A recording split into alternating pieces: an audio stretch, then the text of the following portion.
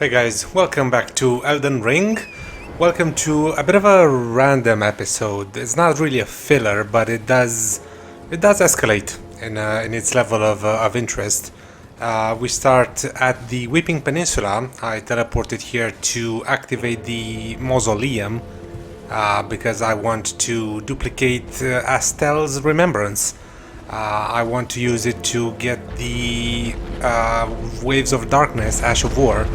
I figured it would be a much better Ash of War for me. Even though last episode I was all high and mighty that Horror Loser Shaker is the Ash of War to have, and I'm gonna use it for the rest of the playthrough and all of that.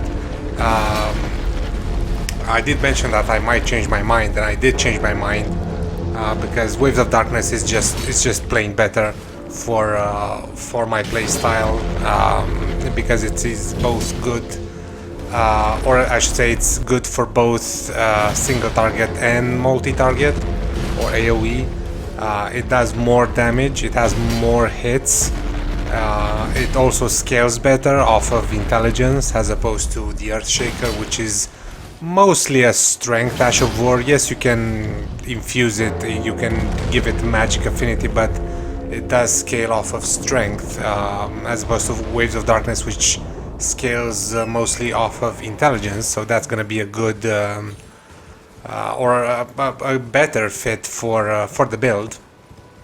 But anyway, we activate the mausoleum. If you don't know, you just have to knock off those white skulls from the legs of the mausoleum, and they will fall to their knees, and you'll be able to enter them. You don't have to do it for all the legs, just two. Maybe that changes with each mausoleum, but anyway, we get the remembrance. We come here to exchange it, and then I realize I need 10,000 runes. So with the power of editing, I do some anime teleporting backstabs on these guys. Just 4 backstabs are enough to get 10,000 runes with the gold scarab, that is. And so we can finally exchange it for Waves of Darkness and put it on our Zweihander. I made a bit of a mistake here because I put on the gold scarab for extra runes, but then I don't swap it out for the Shard of Alexander. So the damage you will see in this video is not really representative. I mean, it is representative, but it's not the optimal damage that we're gonna be doing with this Ash of War, because I keep the gold scarab on and not the Shard of Alexander. I suppose I'll get a bunch of runes this episode, so it was ultimately not bad. Plus, you will see the Waves of Darkness does a lot of fucking damage anyway, so you know, while suboptimal, it's still really good. So I'm happy with my decision to swap it out from the Earthshaker. Kind of missed a lot of hits of the Ash of War here, but if you aren't familiar with it, this is what Waves of Darkness does. It creates these waves of darkness, 3 of them specifically, and the weapon also counts as damage if it hits on the first strike, and it also has a heavy attack follow-up, so that's a lot of damage. But you might be wondering why we are here, and the reason we are here is because I want to continue Millicent questline. Since I have a whole video dedicated to beginning Millicent's questline, I figured I might as well continue it.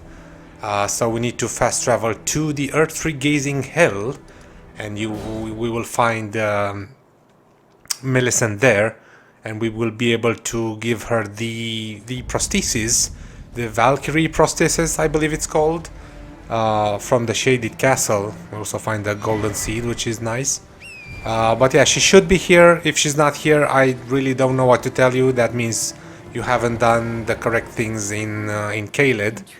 But yeah, we gave her the prosthesis here, and then we can, or we will, fast travel back to the Windmill Village to talk to her there. You can do it the other way as well. You can meet her here first, and then travel to the Windmill Village, and you can actually summon her for the Godskin fight, and then talk to her there. But that's, you know, it's nice and it's cool that you can do that. But at this point in the game, I'm so powerful. I'm literally the Elden Lord. So a random Godskin Apostle in mid-game is not gonna be a challenge. So I saw no reason to summon Millicent, and also I forgot about it, which is the actual reason why I went to the Windmill Village first. But anyway, here she is with the prosthesis on. It's a bit of a foreshadowing, I suppose, for Malenia, because Malenia also has this sort of arm. But yeah, you just have to exhaust her dialogue here. She keeps insisting to summon her in battle. I really don't know which battles you can summon her for. But anyway, you can also travel to the Ancient Valley Snow Ruins, to the mountaintops of the Giants, and talk to her there as well, as the next step. And this is where she tells you about Castle Sol, and the fact that that is where you find the other half of the Erdtree medallion. Of course, Latenna also tells you this if you do her questline, as you might have seen in a previous episode. So I already knew this. Millicent didn't have to tell me, but it was nice of her to tell me anyway. And yes, she does tell me that that is where Malenia is found, which is gonna be fun, of course. So I figured at this point, well, I might as well do that. I might as well do what she tells me and do Castle Sol. I was going to postpone it for later in the game, but I figured I'm strong enough. I was feeling confident with the new Ash of War that I have, so I figured might as well go there and kill Nile. You just have to go from the Borealis Lake, go north up the hill, and you have to go through this field of gravestones and skeletons and all sorts of nonsense that I don't give a fuck about. There are a couple of bosses here actually. There's a mariner, which I don't think counts as a boss this time, but you know, he does give you a death route if you're interested in that. And there is also a Deathrite bird, which we will see. We're not gonna see the bird. We're gonna see the health bar of it. We're gonna start the fight. We're gonna draw aggro, but we're not gonna do the fight because I don't care. At this point, I want to go through Castle Sol, not fight random Deathrite birds. But yeah, this is quite a scary area to go through, because you have these massive skeletons spawning in, and you know, they're pretty easy to avoid. But if you're not awake enough, you get hit by those guys, you might get one shot. I don't know if I might get one shot with the health bar that I have. That's, you know, more than half a screen, but almost 2/3 of a screen. But you know, they still do a lot of fucking damage. Anyway, we ignore the Deathrite bird and we make our way to Castle Sol. There's also this mausoleum here, which I suppose with a bit of foresight I might have been able to activate for Waves of Darkness, but I figured might as well go to the Weeping Peninsula one, because it's the earliest one, so it's technically the easiest one. Here I made another bit of a mistake, where I was under the impression that there would be 2 lions in here, so I waited until the one lion that actually exists turned around, and then I started running, which I guess made things a little bit more difficult for myself, but it's fine. We go inside, and so the lion cannot reach us. I'm sure there are some tryhards who will appreciate the fact that I made it more difficult for myself. But anyway, we're just gonna run through Castle Sol. This is another one of those areas that is quite dangerous, quite a difficulty spike, and so I don't really like it. I don't think I've ever fully explored Castle Sol. It's one of those weird in-between areas that's not quite a legacy dungeon, but it's not as simple as a random cave or a catacomb. It's sort of it's a castle, more like, or just like Castle Morn, or Karam Manor, I suppose. But yeah, still, I never fully explored this castle, this area. I don't know if there's anything really precious in here, aside from what's beyond the boss. But as far as random items around here, I don't know of any that are of any particular significance. So I suppose it's not worthwhile to go through here. Like, these guys are dropping mushrooms and stuff. I do miss an item there, but ask me if I care. Go ahead, ask me in the comments if I give a fuck about that item, and then feel free to guess what my answer will be. I get the painting here. I've never done the paintings either. The idea with them is you can look at them in your inventory, and you can go to the location in the world that they depict, and you will find the corpse of the painter there, and you get some rewards. There's a different reward for every painting. There's 5 or 6 of them, I think. But the rewards, while cool and unique, they're not that useful, and they're not that cool. Like, you get unique pieces of gear, like armor and stuff. You get the bow of the merchants, which is pretty cool. And here you see how the Banished Knight was absolutely deleted by Waves of Darkness. So I'm definitely happy with my choice. And also, as an aside, Waves of Darkness is better than Earthshaker because my character doesn't scream every time I use an Ash of War, so that's a blessing, I guess.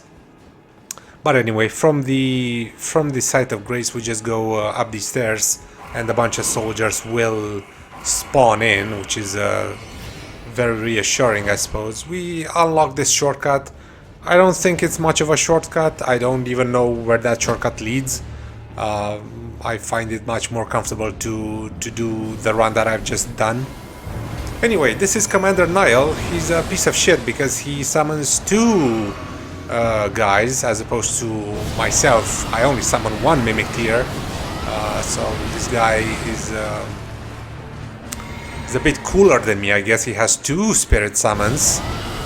But you know, they are more useless than my Mimic Tier, so I suppose that's good. As you can see, Waves of Darkness doing good work there in the background and eliminating the Banished Knights. And now it's just Niall, who is rotted, so he's as good as dead as far as I'm concerned. The Mimic is quite resilient as well, and here we see Waves of Darkness just absolutely deleting this guy. Took off about a third of his health bar in 1 Ash of War. Admittedly, I think it was 2 Ashes of War because the Mimic also did it, I'm pretty sure, but still, a lot of fucking damage. He also does a lot of fucking damage, as you can see. He almost deletes me as well. I do the classic triple chug, but yeah, I do yet another Ash of War, and he's dead before it even ends. So that's cool. We get the Veteran's Prosthesis, which isn't an item actually. It's a weapon. It's a fist weapon. But I'm not gonna use that. I'm not a fan of fist weapons. And we get to raise our intelligence to 49. Do I have another soul? I don't think I have another soul or runes to level up to 50. Anyway, beyond the boss room, we go up this elevator and we'll find the other half of the Erdtree secret medallion, the left half, I believe. I do a turn around here around the elevator because I didn't know which way to go. And here we have the Erdtree secret medallion left. There you go. We already have the right half from the village of the Albinorics. And anyway, now that we're done with that, I decided to go to Caelid and kill this Erdtree avatar because he drops the Opaline Heart tier, which is a physic tier that boosts your defenses by about 15%, I guess. So it does give you a lot of defense, so I figured it's much more useful to have it. I also kill another one who gives me more stamina regeneration, so, but I didn't show that because I forgot, I suppose, or it wasn't interesting enough. I don't even know why I don't show it, but anyway, it's just another Erdtree avatar, so nothing special there. And yes, this is another another demonstration of the Waves of Darkness damage. And again, this is without the Shard of Alexander, so a lot of damage. After that, I think I already put the tears in my physic, and I decided to kill Mogh, the Lord of Blood. I didn't show going through the whole thing, the whole palace, because it's quite boring. It's just a matter of running through it. There's no real exploration to be done. So I just spared you guys the trouble, and we get to watch Mogh. Mogh's cutscene, I suppose. This is also a very significant boss fight because this is where the DLC will begin. I'm pretty sure this is where you access the DLC. I don't know, but it's definitely, it was shown in the DLC trailer, one of the trailers. So it's good to kill Mogh. I think I'm gonna do a bit of a clickbait in the title and say something like DLC preparation. We'll see how that goes. I mean, it's not clickbait because it actually is DLC preparation, but you know, a bit of an improvised preparation, if you will.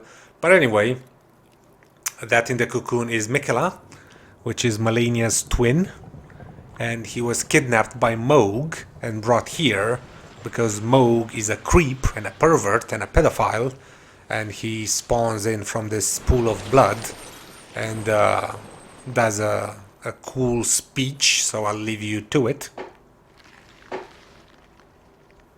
Dearest Miquella,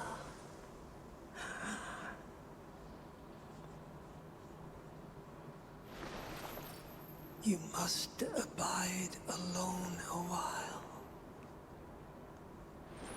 It's cool that they show Miquella is not actually dead because its hand, or his hand, stays up and doesn't limp back down. I think that's pretty cool. The birthplace of our dynasty. Again, I'm watching this with no sound, so it's not very impressive to me. But anyway, we do the thing. You know what we're about to do. We're summoning the Mimic tier. We're gonna rot this motherfucker and be done with him. Did he rot from the first breath? No, he didn't. So we go again. I think the Mimic also tries to rot him. No, the Mimic is too busy getting his ass kicked. But yeah, he is rotted now, and we get to essentially spam Waves of Darkness on this guy. He's quite a difficult boss fight, actually. The first phase is, you know, easy enough, I suppose. It's quite easy to go behind him and do a bunch of damage, but this phase change that he does, where he tethers you with these red curses, and then he does the nihil thing, and you have to sort of heal in time, otherwise he does kill you. That's quite difficult. And then the second phase is also a bit more difficult because he flies around and he does a lot more blood spells. So definitely something to consider. But he's rotted, so you know, and the Mimic tier is just under half health, so that's pretty good. I'm not very concerned about winning the fight or losing it, I suppose. There is also a special physic tier that you can get from the Altos Plateau, which when mixed in the flask negates that nihil bullshit that he does. So you don't have to waste 3 flasks just healing through the bleed, but you know, you can also waste 3 flasks by healing through the bleed. It's fine. Anyway, he's dead. The demigod has been felled. We get his great rune. We get his remembrance. I think I just used his remembrance to level up. He doesn't give you anything good. Actually, come to think of it, his weapon is quite good, but it's not really for our build. I do recommend getting it for yourself, but I'm not gonna get it on this character because yeah, I don't need it. I'm going for dexterity now because I have to level up in order to use the Sacred Relic Sword so I can farm properly, and the Sacred Relic Sword takes 24 dex and 22 faith, I think, or the other way. It takes a bunch of dex and, or I should say it requires a bunch of dex and faith. Yeah, I think 24 dex and 22 faith. So I'm definitely gonna do that. I will respec so I can use the Sacred Relic Sword and farm for a bit. I don't know what level I want to get to. I really don't, but I will farm. I'm gonna do this off camera. I'm not gonna show it because it's quite boring. It's not interesting to watch at all. I was debating whether to stream it, but then again, that's not, you know, I'm not at the stage where people can really join and so I can interact with them during the stream. So I'm gonna do it on my own. But anyway, this is the end of the episode. I thank you for watching. I wish you a great day ahead of you and a goodbye.